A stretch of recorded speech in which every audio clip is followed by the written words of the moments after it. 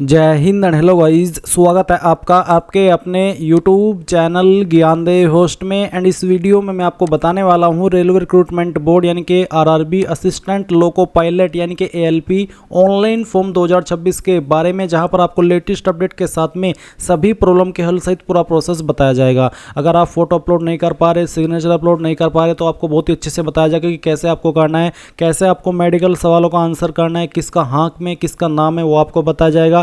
साथ ही साथ caste certificate की जानकारी आपको कैसे भरनी है, चाहे आप SC हो, चाहे ST हो, चाहे OBC हो, सभी चीज़ें बहुत ही अच्छे से एक्सप्लेन की जाएगी। तो वीडियो को आपको पूरा देखना है, जरा भी स्किप नहीं करना, नहीं तो आप कोई ना कोई महत्वपूर्ण जानकारी मिस कर जाएंगे।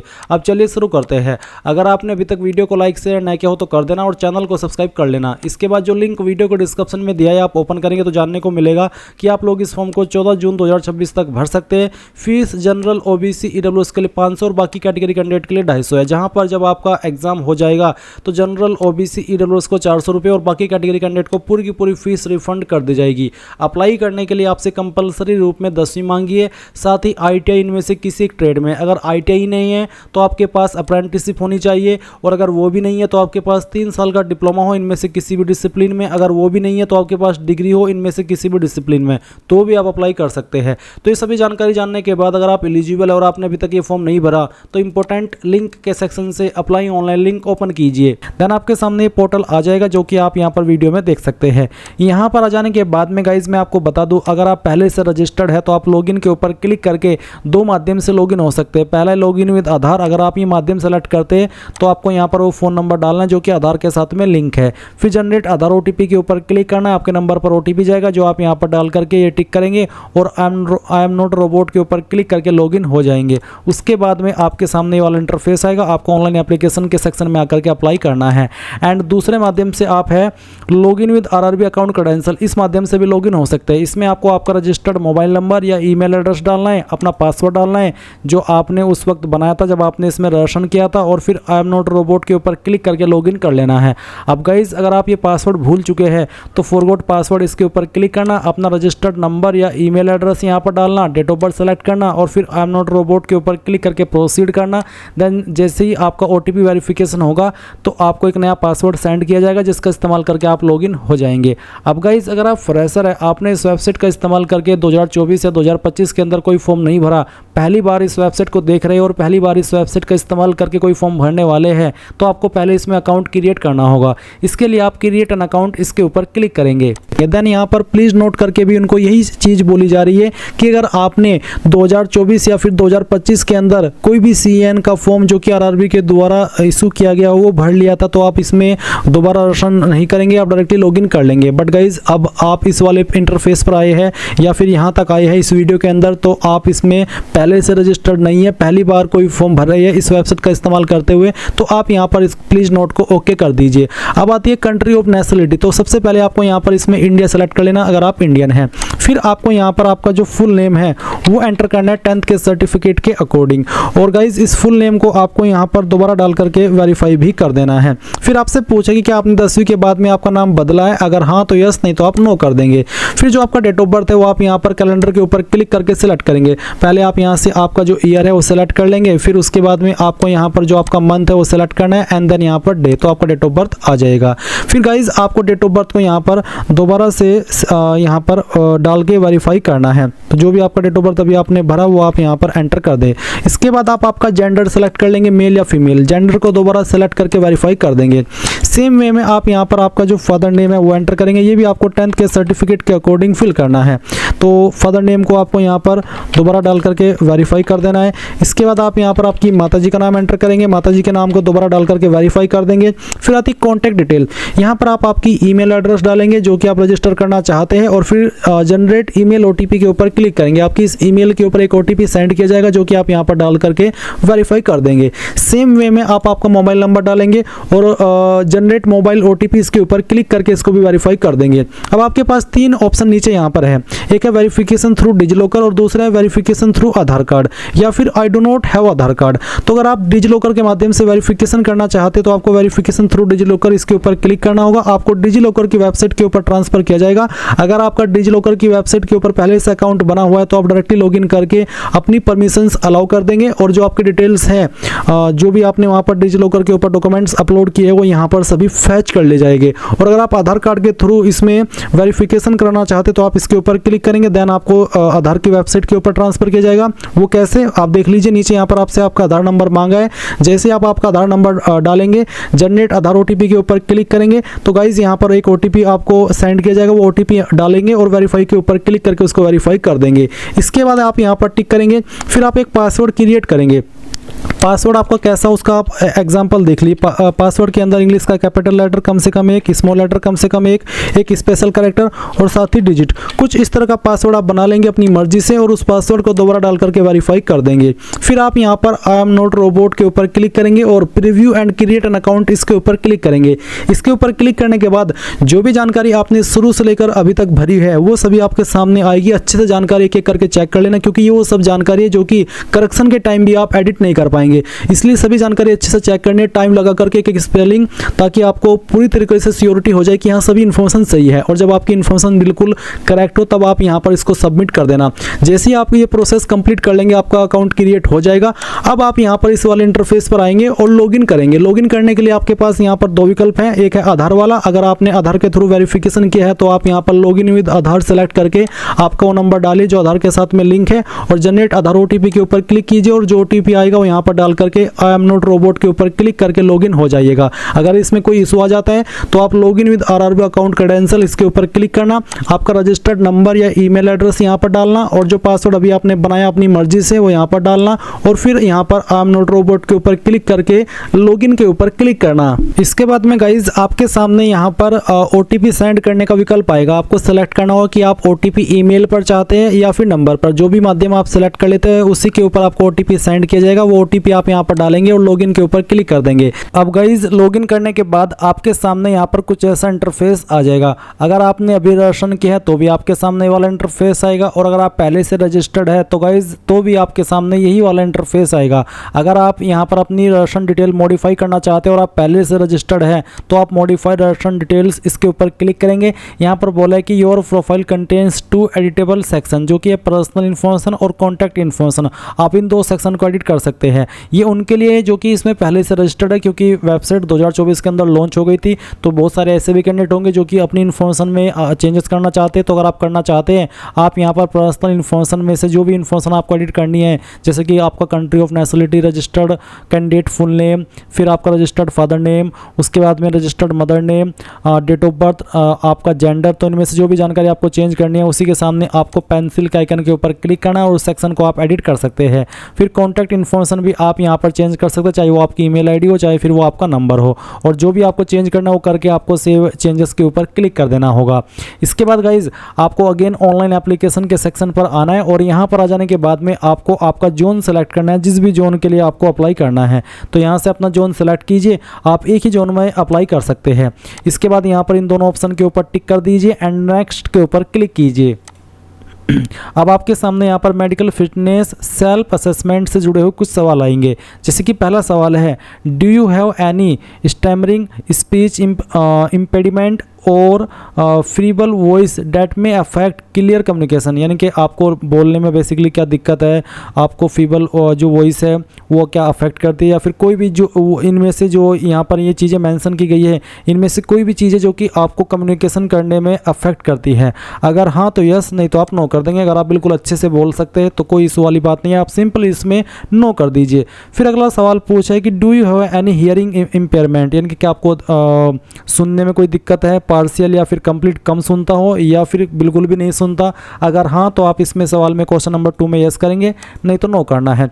तीसरा सवाल है कि do you have unaided vision, आपका जो विजन है वो जो कि यहाँ पर 6/6 इन बोथ आइज, अगर है तो आपको यहाँ पर यस करना है, नहीं है तो आप नो करेंगे। अगर आप नो करते हैं तो आपको देखने को मिलेगा कि based on your response you are medically not eligible to apply for assistant loco pilot, यानी कि आपका आई विज़न 6/6 होना चाहिए। अगर ये नहीं है तो फिर आप इसमें मेडिकली फिट नहीं है अप्लाई करने के लिए, तो आप यहाँ पर यस कर दीजिए।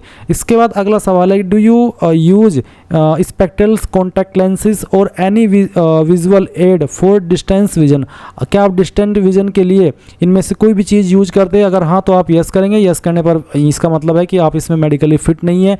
इनको बिल्कुल ऐसा चाहिए जो कि ना तो चश्मा यूज करता हो ना ही कॉन्टैक्ट लेंस यूज करता हो, ताकि वो बिल्कुल अच्छे से जो डिस्टेंस विजन है, दूर की जो उसकी नज़र है वो तेज़ होनी चाहिए, यानी कि ठीक ठाक होनी चाहिए, वो इनमें से कोई चीज़ यूज ना करता हो।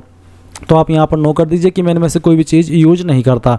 अब अगला सवाल है कि have you ever undergone LASIK, PRK और any refractive eye surgery to improve vision, क्या आप इन सर्जरी से गुजरे हो अपनी जो आई है उसको अच्छे से इम्प्रूव करने के लिए? अगर हाँ तो आप यस करेंगे। यस करने पर फिर भी आपको बोला जा रहा है कि आप बिल्कुल नेचुरली ठीक होने चाहिए। अगर आप अपने विज़न को इम्प्रूव करने के लिए इन सर्जरी से गुजरे हैं तो भी आप अप्लाई नहीं कर सकते, तो इसमें यहाँ पर आपको नो करना है। फिर 6 सवाल है कि do you have any colour blindness और डिफ़िकल्टी, तो बेसिकली क्या आपको कलर ब्लाइंडनेस है, रेड ग्रीन का कुछ आपको इशू है? अगर हाँ तो यस, नहीं है तो नो करेंगे। उसके बाद आप यहाँ पर कंटिन्यू इसके ऊपर क्लिक कर देंगे। फिर सेक्शन भी आता है मेडिकल फिटनेस स्टैंडर्ड। इसमें सवाल नंबर 7 में पूछा कि do you suffer from any psychiatric, neurological और कॉग्निटिव डिसऑर्डर अफेक्टिंग अल्टरनेस, जजमेंट और रिएक्शन टाइम, यानी कि क्या आप इन जो यहाँ पर ये चीज़ें मेंशन की गई है इनसे ग्रसित है, जो कि यहाँ पर आपका रिएक्शन टाइम कम करता हो? अगर हाँ, अगर आप इनमें से किसी भी प्रॉब्लम से या बीमारी से ग्रसित है तो आप यस करेंगे, नहीं है तो नो कर देंगे। 8वां सवाल आता है कि do you experience frequent blackouts, seizures, vertigo और sudden loss of consequences, basically अचानक से चक्कर आ जाते हैं या फिर ब्लैकआउट हो जाता है। अगर आप इनमें से कोई भी प्रॉब्लम फेस करते हैं या फिर की है तो आप यस करेंगे, और अगर आपको इनसे कोई लेना देना नहीं है, आपका बिल्कुल मस्त हो, आपका बॉडी एकदम सही से चकाचक काम कर रही है, तो आप सिंपली इसमें भी नो कर देना। बेसिकली इस बार ये बहुत ही स्ट्रिक्टली पहले ही मेडिकल चीज़ें आपसे ले रहे हैं, नहीं तो ये चीज़ें बाद में होती थी मेडिकल एग्जाम के टाइम पर, बट ये शुरुआत में पूछ रहे हैं ताकि कैंडिडेट की संख्या उतनी ज़्यादा वहाँ पर न पहुँचे जितनी वहाँ पर पहुँचती है, और फिर बाद में उनको बाहर निकालना पड़ता है। अब अगला सवाल आता है कि are you capable of sustained attention and concentration for long operating hours, यानी कि क्या आप कैपेबल है जो कि अगर लॉन्ग होवर ऑपरेटिंग होवर हो, आपको ज़्यादा समय के लिए काम पर रखा जाए और जो अटेंशन है वो आपको देनी पड़े, उसके लिए आप कैपेबल है? अगर हाँ तो यस, नहीं तो आप नो करेंगे। नो करेंगे तो ये कहेंगे कि हमें नहीं चाहिए, आप इसमें अप्लाई नहीं कर सकते, तो आप यहाँ पर यस कर देंगे और फिर कंटिन्यू के ऊपर क्लिक करेंगे। फिर 10वां सवाल आता है कि have you been diagnosed with diabetes mellitus, तो क्या आप डायग्नोस्ड हुए, ग्रसित हुए डायबिटीज़ मिलिटस से? अगर हाँ तो यस, नहीं तो आप नो करेंगे। फिर सवाल आता है कि have you been diagnosed with hypertension, high blood pressure, क्या आप हाई ब्लड प्रेशर से डायग्नोस्ड हुए हैं, यानी कि ग्रसित हुए हैं? अगर हाँ तो यस, नहीं तो आपको नो करना है।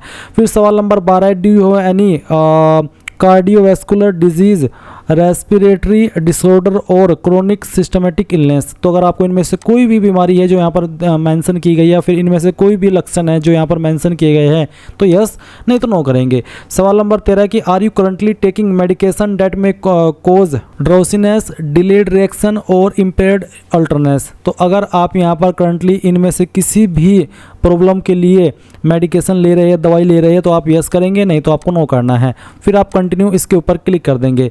फिर गाइज एक और सवाल है कि question number 14 do you consume narcotics, drug substances और हैबिट फॉर्मिंग इंटॉक्सिसेंट्स, अगर आप इनमें से कोई भी चीज़ें ले रहे हैं, कंज्यूम करते हैं, बेसिकली क्या आप कोई नशा करते हैं, इनसे जुड़ा हुआ जो यहाँ पर मेंशन किए गए हैं, तो आपको यहाँ पर यस करना, नहीं तो आप नो कर देंगे।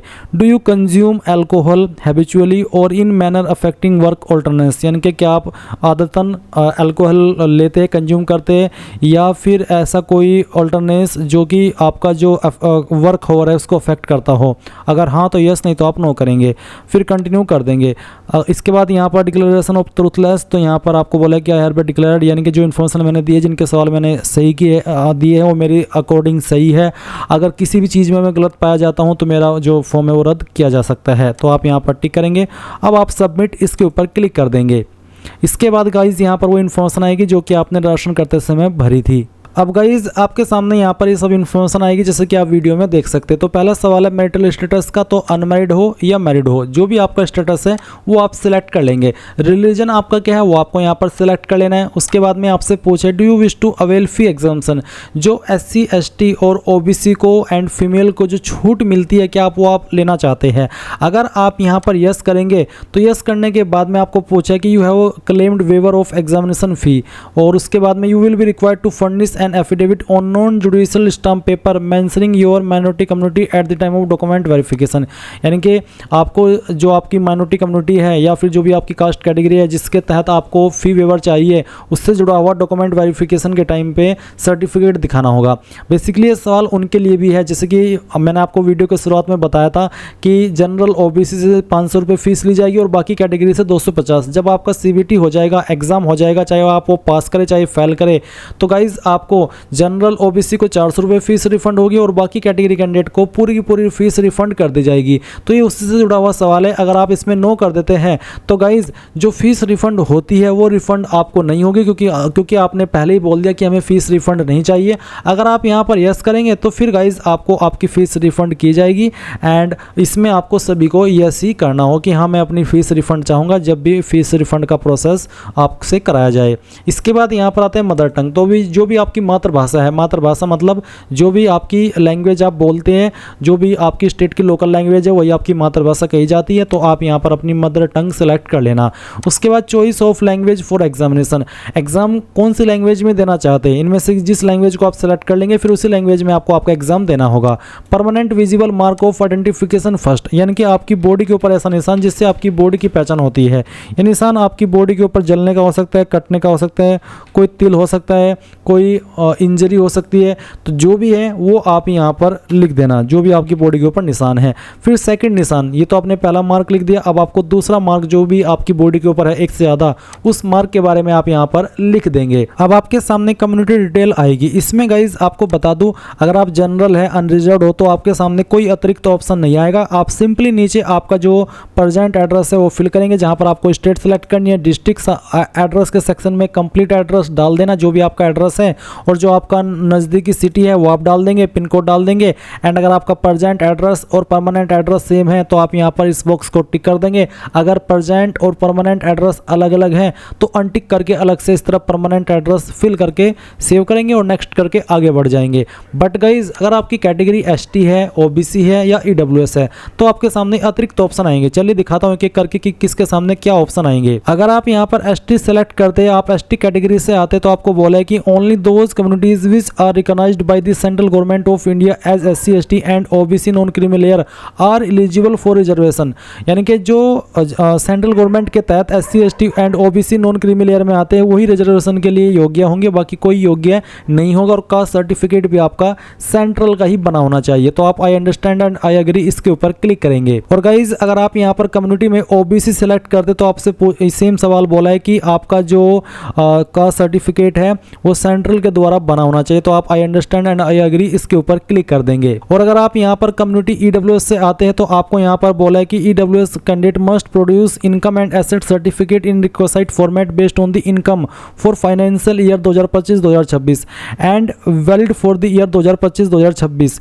एंड इशू ऑन आफ्टर 1 अप्रैल 2026, यानी कि जो EWS कैटेगरी से आते हैं तो उनका जो एसेट एंड इनकम सर्टिफिकेट आय प्रमाण पत्र है वो 1 अप्रैल 2026 के बाद का बना होना चाहिए after the completion of financial year 2025-2026 but not later than the closing date, यानी कि फॉर्म भरने की जो लास्ट डेट है 14 जून 2026 इसके बाद का भी ना हो, 1 अप्रैल से लेकर के 14 जून 2026 के बीच का बना होना चाहिए। तो आप I understand and I agree इसके ऊपर क्लिक कर देंगे। अब गाइज अगर आप कम्युनिटी में ओबीसी सेलेक्ट करते तो फिर आपसे यहाँ पर पूछा जाएगा कि OBC non creamy layer status under OBC, तो आपको बताना होगा कि आप क्रीमी लेयर है या नॉन क्रीमी लेयर। जो क्रीमी लेयर है उनको यहाँ पर जैसे कि जनरल को कंसिडर किया जाता है, जिनको कोई रिजर्वेशन नहीं मिलता उनको क्रीमी लेयर वालों को एज जनरल कंसिडर किया जाएगा। एंड अगर आप नॉन क्रीमी लेयर है तो फिर गाइज आपको यहाँ पर ये बोला जा रहा है कि जो आपका कास्ट सर्टिफिकेट है वो 1 अप्रैल 2026 से लेकर के 14 जून 2026 के बीच का बना होना चाहिए और आपकी जो एनुअल इनकम है वो 8 लाख से कम रहनी चाहिए। जिसकी इससे ज़्यादा होगी तो फिर वो इसके लिए एलिजिबल नहीं रहेगा। तो I understand and I agree इसके ऊपर आप क्लिक करेंगे। अब आपके सामने यहाँ पर कुछ इस तरह का इंटरफेस आएगा। अगर आप एसटी है तो भी आपके सामने इसी तरह का इंटरफेस आएगा जहाँ पर आपसे पूछा नेम ऑफ द कास्ट। तो आपकी कास्ट क्या है, आपका जो कास्ट सर्टिफिकेट है सेंट्रल का वो कुछ इस तरह का रहेगा जैसे कि आप वीडियो में देख सकते हैं। ये सेंट्रल का ये बना हुआ है, मैं आपको डेमो के लिए दिखा रहा हूँ। इसमें यहाँ पर आपकी जो कास्ट है वो भी देखने को मिल जाएगी। इसी में अगर आप सर्टिफिकेट को पढ़ेंगे तो एक जगह पर आपको आपकी कास्ट देखने को मिलेगी। जैसे कि आप देख सकते हैं कि Uttar Pradesh state belong to the Teli community, यानी कि यहाँ पर जिस कैंडिडेट का ये सर्टिफिकेट है वो तेली कम्युनिटी से बिलोंग करता है। तो आपकी जो भी कम्युनिटी है वो आपको यहाँ पर इस तरह से लिख देनी है। कम्युनिटी सर्टिफिकेट नंबर, अब यहाँ पर जो प्रमाण पत्र क्रमांक है यही आपका कम्युनिटी सर्टिफिकेट नंबर है। तो आपको यहाँ पर वो कम्युनिटी सर्टिफिकेट नंबर के अंदर फिल कर देना है। उसके बाद इश्यूइंग अथॉरिटी, इनमें से ये जो यहाँ पर पोस्ट है इन पोस्ट के द्वारा आपका सर्टिफिकेट जारी होता है। आपको कैसे पता चलेगा कि मेरा कौन सी पोस्ट ने जारी किया है, तो आप यहाँ पर देख सकते हैं सक्षम अधिकारी के बाद में स्लैश लिख करके तहसीलदार लिखा है। तो आपको आपका सर्टिफिकेट देखना है और उसमें नीचे की तरफ सक्षम अधिकारी के बाद में जिस भी पोस्ट को लिखा गया है वही पोस्ट आपको यहाँ पर कम्युनिटी सर्टिफिकेट इश्यूइंग अथॉरिटी के अंदर सेलेक्ट कर लेनी है। तो चलिए मैं यहाँ पर तहसीलदार सेलेक्ट कर लेता हूँ। अब ये इशू स्टेट है उत्तर प्रदेश, तो उत्तर प्रदेश से जारी हुआ है। उसके बाद में कौन सी डेट में जारी हुआ है वो भी आप यहाँ पर जारी दिनांक के सामने देख सकते हैं। तो जिस भी डेट में जारी हुआ है वो आप सिलेक्ट कर लेंगे। बट गाइज ये भी ध्यान रखना है कि आपका 1 अप्रैल 2026 से लेकर के 14 जून 2026 के बीच का बना होना चाहिए। जिसका इसके पहले का होगा वो मान्य नहीं होगा, इसलिए आपको नया बनवा करके यहाँ पर देना होगा। अब यहाँ पर जैसे कि मैंने बताया था कि प्रेजेंट एड्रेस है नीचे, अब और आपका परमानेंट एड्रेस है। इसमें गाइज आपका जो भी स्टेट है वो आप सिलेक्ट कर लेंगे, अपनी डिस्ट्रिक्ट सेलेक्ट करेंगे, एड्रेस आपका जो भी है वो आप एड्रेस के सेक्शन में डालेंगे। फिर आपका जो प्रेजेंट नियरेस्ट सिटी है या मेजर टाउन है आपका वो आप भर देंगे इस सेक्शन में। पिन कोड आपका जो भी है वो आप यहाँ पर डाल देंगे। अगर आपका प्रेजेंट एड्रेस और परमानेंट एड्रेस सेम है तो आप इस बॉक्स को टिक कर देंगे। अगर अलग अलग है तो अनटिक करके अलग से भर देना, नहीं तो जैसे कि मैंने कहा कि अगर सेम है तो यहाँ पर टिक करके सेव करेंगे और नेक्स्ट के ऊपर क्लिक कर देंगे। अब आपके सामने यहाँ पर डिक्लेरेशन आएगा और आपको कहना है कि I hereby consent that my refund may be credited to the bank account linked with my mention Aadhaar number. तो आप आई अंडरस्टैंड एंड अग्री इसके ऊपर क्लिक करना, यहाँ पर टिक करना। कुछ सवाल है जैसे कि क्या आप एक्स सर्विसमैन है, अगर हाँ तो यस, नहीं तो आपको नो करना है। अगर आप इकोनॉमिकली बैकवर्ड क्लास ईबीसी से आते हैं तो आपको यहाँ पर यस करना, नहीं तो आप नो कर दीजिए। क्या आप एक एम्प्लॉई है इंडियन रेलवेज़ के, अगर हाँ तो यस, नहीं तो आपको नो करना है। फिर पूछा है आपको यहाँ पर आपका करंट एम्प्लॉयमेंट, तो आपका करंट डिपार्टमेंट क्या है, सेंट्रल गवर्नमेंट, स्टेट गवर्नमेंट या फिर पब्लिक सेक्टर अंडरटेकिंग या फिर नॉट एप्लीकेबल। अगर आप अभी कोई जॉब नहीं करे, क्या छोटी मोटी जॉब करे तो आप नॉट एप्लीकेबल के ऊपर क्लिक कर देना। फिर पूछा कि क्या आपके पास एनएसी है, कोर्स कंप्लीटेड एक्ट अप्रेंटिस इन रेलवे एस्टेब्लिशमेंट, तो आप जो कि आपने एनसीवीटी के द्वारा किया हो तो आप यस करेंगे। यस करने पर आपको बताना हो कि कौन से ट्रेड में आपने किया है और कब आपने ट्रेनिंग स्टार्ट की थी, कब तक ट्रेनिंग की थी और इज़ योर रिजल्ट डिक्लेयर्ड, उसका आपको आंसर देना है यस या फिर नो। अगर यस तो फिर आपको certificate number, certificate date, marks obtained और फुल मार्क्स, अगर नहीं तो नो। एंड अगर आपके पास ये नहीं है जो कि यहाँ पर मेंशन किया गया है, कोर्स कंप्लीट किया हो आपने रेलवे के किसी भी एस्टेब्लिशमेंट द्वारा, तो आप सिंपली नो कर दीजिए कि मैंने नहीं किया। इसके बाद आता है bank detail for refund of fee. यहाँ पर गाइज आप पहले तो आप वो नंबर डालिए। बेसिकली अगर आपका सवाल आने वाला है ये वाला कि सर क्या मैं किसी और का आधार नंबर दे सकता हूँ जिसमें कि मैं फीस रिफंड चाहूँ, तो हाँ आप दे सकते हैं। ज़रूरी नहीं है कि आप अपना ही यहाँ पर अकाउंट लिंक करें। अगर आपका नहीं हो रहा है और आप किसी और का देना चाहते हैं तो आप किसी और का भी दे सकते हैं। और आपका भले ही लिंक भी हो रहा हो फिर भी आपको अपने फादर का, अपने फ्रेंड का, अपने रिलेटिव का, किसी का भी अकाउंट नंबर देना है जो कि आप देना चाहते हैं वो भी आप यहाँ पर दे सकते हैं। कोई इस वाली बात नहीं है, इसमें आपकी सैलरी नहीं आएगी, सिर्फ फीस रिफंड से जुड़ा हुआ है। तो आप यहाँ पर आपका जिसका भी आपको अकाउंट लिंक करना है उसका नंबर आधार का 12 डिजिट का डाल दीजिए। गाइज अगर कोई इशू ना हुआ तो आपका यहाँ पर डायरेक्टली इस तरह से अकाउंट लिंक हो जाएगा बहुत ही आसानी में। एंड अगर आपका लिंक नहीं हो रहा है तो गाइज आप उसका डाल लीजिए इसमें आधार नंबर जिसका जो आधार नंबर है और बैंक है वो लिंक हुआ हो। इसके बाद आप सेव करेंगे, ये जानकारी सेव हो जाएगी और फिर नेक्स्ट के ऊपर क्लिक करेंगे। यहाँ पर क्वालिफिकेशन की जानकारी देनी है तो सबसे पहले अगर आपके पास नेशनल अप्रेंटिसशिप सर्टिफिकेट है वो भी आप दे सकते हैं। मैं आपको सजेस्ट करूँगा कि आपको यहाँ पर मैट्रिकुलेशन सेलेक्ट कर लेना है सबसे पहले, फिर आपको बताना है कि आपने आपकी 10वीं कौन सी स्टेट से की है, कौन सी डिस्ट्रिक्ट से की है और डिस्ट्रिक्ट भी आपको यहाँ पर सेलेक्ट करनी है। अपने बोर्ड का नाम आपको यहाँ पर बताना है जिस भी बोर्ड के द्वारा आपने की है। डेट ऑफ पासिंग, कब आपने इस क्वालिफिकेशन को पास कर लिया था वो भी आपको यहाँ पर इस तरह से सिलेक्ट करना होगा। जैसे कि मैं आपको यहाँ पर सिलेक्ट करके दिखा रहा हूँ, आपका महीना और फिर यहाँ से डेट, इस तरह से आपकी डिटेल्स आ जाएगी। फिर आपको यहाँ पर 10वीं का जो भी रोल नंबर था वो यहाँ पर डाल देना है और आपका जो 10वीं का सर्टिफिकेट नंबर है या सीरियल नंबर है वो आप यहाँ पर डाल दीजिए। इसके बाद आप यहाँ पर ऐड के ऊपर क्लिक करेंगे तो ये जानकारी ऐड हो जाएगी। अब इसके बाद आपके पास इनमें से कोई क्वालिफिकेशन होनी चाहिए, चाहे वो नेशनल अप्रेंटिसशिप सर्टिफिकेट हो, चाहे वो ITI हो, चाहे वो डिग्री हो या फिर डिप्लोमा हो। मान लीजिए आपके पास ITI है तो आप ITI सेलेक्ट कर लेंगे। फिर बताएंगे कौन से ट्रेड में आपने की है, स्टेट बताएंगे जहाँ से आपने की है, डिस्ट्रिक्ट बताएंगे जहाँ से आपने आपकी ITI की है, नेम ऑफ इंस्टीट्यूट जहाँ से की है उस इंस्टीट्यूट का नाम आपको यहाँ पर एंटर करना है। उसके बाद में कब आपने इस क्वालिफिकेशन को पास कर लिया था वो आपको यहाँ पर सेलेक्ट कर लेना है इस तरह से। और उसके बाद में यहाँ पर आपको बताना है कि सर्टिफिकेट NCVT के हैं या फिर SCVT, जिसके द्वारा भी है वो ये आप सिलेक्ट कर लेंगे। और certificate type national trade certificate या फिर स्टेट ट्रेड सर्टिफिकेट जो भी है वो आपको सिलेक्ट करना है और ऐड के ऊपर क्लिक करके ऐड कर देना है। अब अगर आप यहाँ पर डिग्री के माध्यम से अप्लाई करें तो आप डिग्री सेलेक्ट करेंगे। उसके बाद में डिसिप्लिन में इनमें से कोई एक डिसिप्लिन आपका डिग्री का होना चाहिए, आपको सेलेक्ट करना होगा। उसके बाद में जैसे कि मैंने यहाँ सेलेक्ट किया तो पूछा name of the course as existing on certificate, certificate के ऊपर कौन सा कोर्स लिखा हुआ है वो कोर्स का नाम आपको यहाँ पर लिखना है। स्टेट बतानी है जहाँ से आपने किया है, डिस्ट्रिक्ट बतानी है जहाँ से आपने किया है। उसके बाद में आपको यहाँ पर कॉलेज या यूनिवर्सिटी का नाम बताना है, डेट ऑफ पासिंग और परसेंटेज। एंड अगर आपने डिप्लोमा किया तो आप 3 ईयर डिप्लोमा सेलेक्ट कर लेंगे। डिसिप्लिन यहाँ पर सेलेक्ट करेंगे, आपके डिप्लोमा के अंदर जो सर्टिफिकेट है कौन सा कोर्स उस पर मेंशन है वो कोर्स आपको एग्जैक्टली यहाँ पर लिखना होगा। स्टेट बतानी होगी, डिस्ट्रिक्ट बतानी होगी, कॉलेज यूनिवर्सिटी का नाम और डेट ऑफ पासिंग। एंड अगर आप यहाँ पर NAC दे रहे हैं नेशनल अप्रेंटिसशिप सर्टिफिकेट तो आपको यहाँ पर डिसिप्लिन बताना होगी, कौन से डिसिप्लिन में आपने इसको किया है। स्टेट बतानी होगी, डिस्ट्रिक्ट बतानी होगी, इंस्टीट्यूट का नाम जहाँ से किया है, डेट ऑफ पासिंग, सर्टिफिकेट किसके द्वारा इशू है और सर्टिफिकेट टाइप, और फिर आप ऐड कर देंगे। तो मैंने यहाँ पर सभी का बता दिया है कि किसको किस तरह से जानकारी भरनी है। और अब आप यहाँ पर नीचे नेक्स्ट के ऊपर क्लिक कर देंगे। इसके बाद गाइज आपके सामने यहाँ पर लाइव फोटो कैप्चर करने का ऑप्शन आएगा और सिग्नेचर अपलोड करने का ऑप्शन आएगा। तो आप यहाँ पर पहले लाइव फोटो कैप्चर करेंगे और कैप्चर करते समय आपको यहाँ पर ध्यान रखना है कि किस तरह का फोटो रिजेक्ट होगा। ये सिग्नेचर के आपको डेमो दी है कि किस तरह का सिग्नेचर रिजेक्ट होगा और किस तरह का एक्सेप्ट होगा। इसी प्रकार से फोटो किस तरह के एक्सेप्ट होंगे, किस तरह के रिजेक्ट, वो भी आपको यहाँ पर बताया गया है। फिर आप यहाँ पर दिए गए इंस्ट्रक्शंस के अकॉर्डिंग अपना फोटो एंड सिग्नेचर अपलोड कर देंगे। यहाँ पर टिक करेंगे, सेव करेंगे और नेक्स्ट के ऊपर क्लिक कर देंगे। गाइज यहाँ पर फाइनली मैंने फोटो एंड सिग्नेचर अपलोड कर लिया। फोटो एंड सिग्नेचर अपलोड करने में काफ़ी ज़्यादा इशू आया है और आपको भी चीज़ का ध्यान रखना है कि जो आप फोटो अपलोड कर रहे हो लाइव वाला, इसमें आपको बैकग्राउंड लाइट वाइट रखना है तभी ये अपलोड हो पाएगा। और सिग्नेचर भी इस तरह से आपको अपलोड कर देना है। उसके बाद आप यहाँ पर टिक करेंगे जैसे दोनों फाइल इस तरह से अपलोड हो जाए और फिर सेव करके नेक्स्ट के ऊपर क्लिक करेंगे। देन यहाँ पर गाइज आपको आपकी प्रेफरेंस देनी है जोन की, आप इसके ऊपर इस तरह से टिक कीजिए और उसके बाद आप यहाँ पर इसके ऊपर टिक करेंगे, यहाँ पर टिक करेंगे।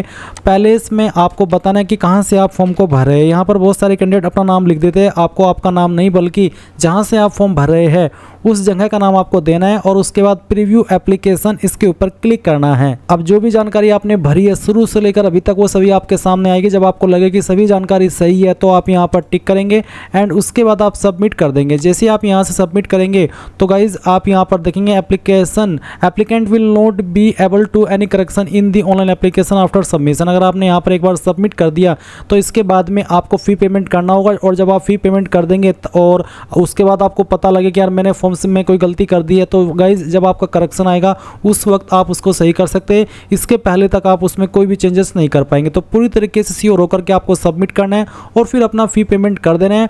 और फ़ी पेमेंट करने के बाद में आपको हिस्ट्री ऑफ एप्लीकेशन के सेक्शन में आकर के यहाँ से आपका जो फॉर्म का प्रिंट है वो ले लेना है। इस तरह से गाइज आप लोग RRB ALP ऑनलाइन फॉर्म 2026 भर पाएंगे। आई होप ये प्रोसेस आपको पसंद आया होगा एंड थैंक्स फॉर वॉचिंग। जय हिंद।